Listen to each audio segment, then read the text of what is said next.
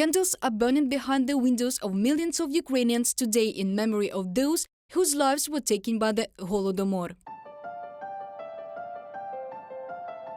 The Grain Procurement Plan for 1932 is a small pamphlet of several pages which has become a death sentence for millions of Ukrainians.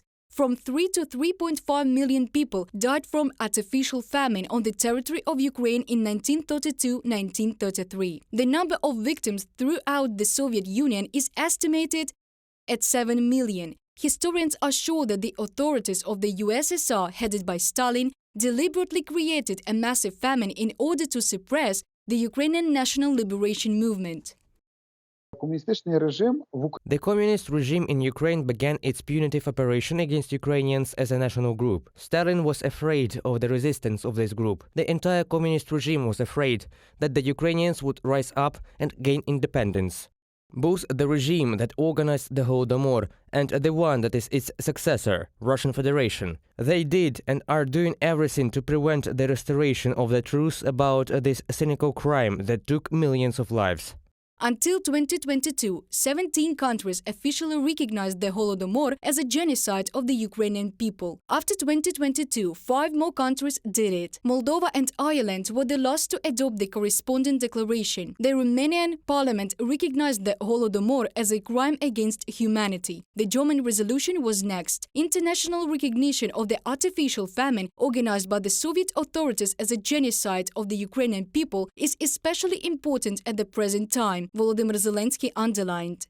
Your recognition of the Holodomor as a genocide of people and a crime against humanity is more important than ever today. Together we restore historical justice and gain the free future of Europe. Volodymyr Zelensky, President of Ukraine, on Twitter. Russia does not recognize its responsibility for millions of deaths. There is not even a mournful, memorable date in the Federation. Millions of deliberately killed by USSR are forgotten. The Russian invaders are also trying to destroy any reminder of the Holodomor in the temporarily occupied Ukrainian territories.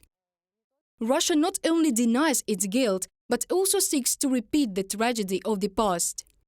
If we are talking about the theft of Ukrainian grain, the theft of some property of Ukrainians, then these are now accomplished facts. In early 1920s and 1930s, the forced collectivization of the Ukrainian peasantry took place and everything was taken. This was made not only to drive people to collective farms, but the authorities took all Ukrainian property primarily for the foreign policy, geopolitical goals of the Soviet leadership. Now we see exactly the same things.